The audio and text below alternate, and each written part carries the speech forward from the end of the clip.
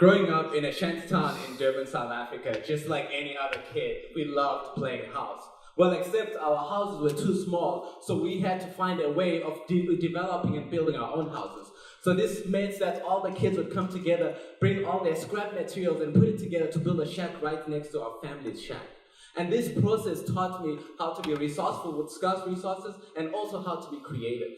And it is through this process that we realize that people living in shanty towns and informal settlements are some of the most creative individuals in the world. However, the solutions which are brought to these particular communities are cookie-cutter row houses, which are devoid from this creativity, from the shared values and the culture of these people. And that is why, as Ubuntu Design Group, we have come up with a solution where we listen to build.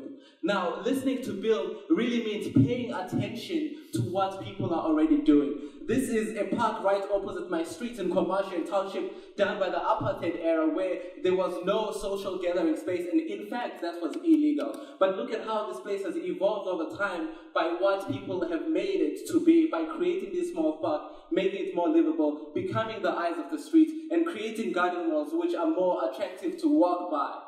And it is through this process of listening to build and paying attention to what the community is already doing, but also engaging the community. This past week we're in Durban, South Africa. We got a bunch of high school students from the community that we're working on developing this particular design. And this high school student blew our mind away when he was telling us about this curb radius. He's saying there's a lot of car accidents which happen in that area because cars go within an incredibly fast speed and there's a lot of accidents that happen. But what if we reduce the street? That will force people to slow down as they get to that radius, and then there will be less car accidents because people will be able to see the pedestrians. And I only learned that in architecture school. So we are looking at enabling Ubuntu, enabling a community. It's not just about building one house, but it's about building a house and also creating opportunities for people to sustain themselves beyond our existence as architects or as planners that are working with the community. But a big part of this is going to the community to where they're at. This is our pilot family, the Mthiyane family, which are both disabled, so we brought our plants, had a little cookout party there, and outside we set up everything and started explaining our plans for them, and we got direct feedback, and that's where we realized that part of the Zulu culture is a dining room doesn't really exist, but they asked us to increase the size of the kitchen because that's what women hang out and speak whilst men are watching soccer in the dining room.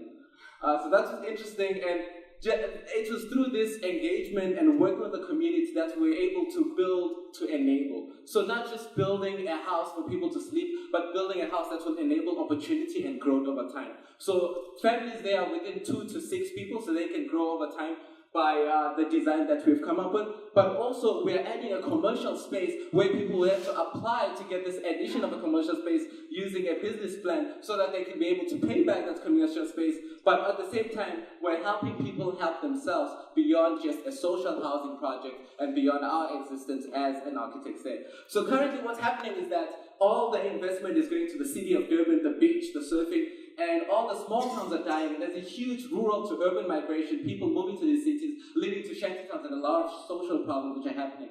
But we've come up with a nuclear process with Ubuntu where we want to activate the small towns, to develop them so that there's a striving agricultural town, there's a striving ecotourism town, and if these towns are striving, they'll feed into the main city, and the main city will also be striving. As Ubuntu, we don't just build, but we listen to build. And number 2, we don't just build housing for sleeping, we build housing that enable opportunity and growth. And we do not just build housing, we do community development at a holistic level. Thank you. Thank you.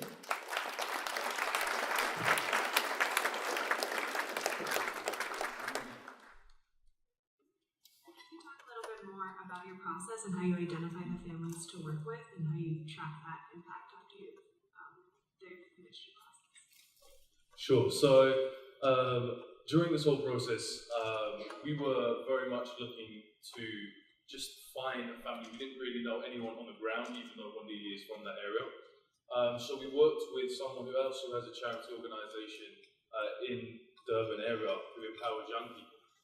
Helps train young people, and she actually went to the community and acted as our liaison and found us this family. And we took this family on because it's also with the culture over there, disabled families don't have at all the same access that they would have over here. So it gave us a little bit more of a challenge to think about how do you use limited space and limited resources and materials in a cost to actually develop something that's suitable for disabled people as well. So it's kind of we work with the municipality and with the people that are in the community, with the local tribal authorities and stuff where they require that. You mentioned you work with the municipality and you want to switch it from this centralized model to decentralized and nucleus model. What has been the response from the municipal side of this? So this has been really exciting and crazy at the same time due to bureaucracy and everything that happens. But what we did was we started with community engagement, worked with the tribal authorities, worked with the community, and then just came up to the municipality on our last meeting and showed them everything that came out from the community. And they were blown away, and really they couldn't deny it.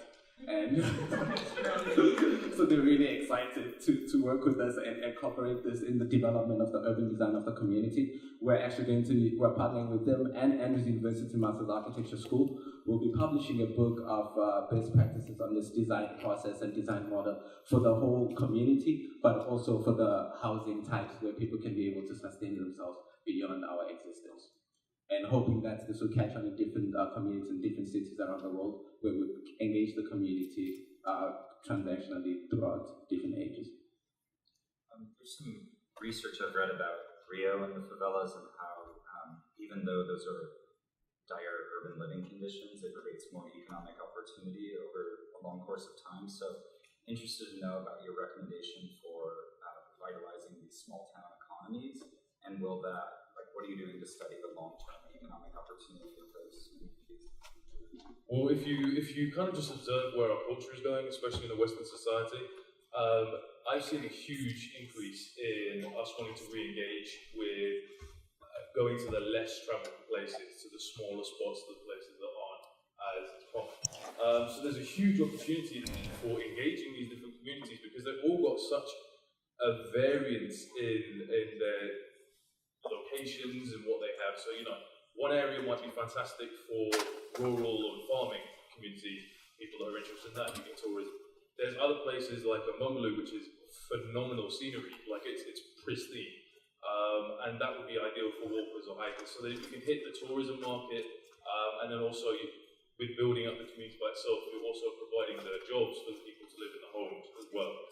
Because right now about 40% of their income is spent just traveling to find for their jobs where they work.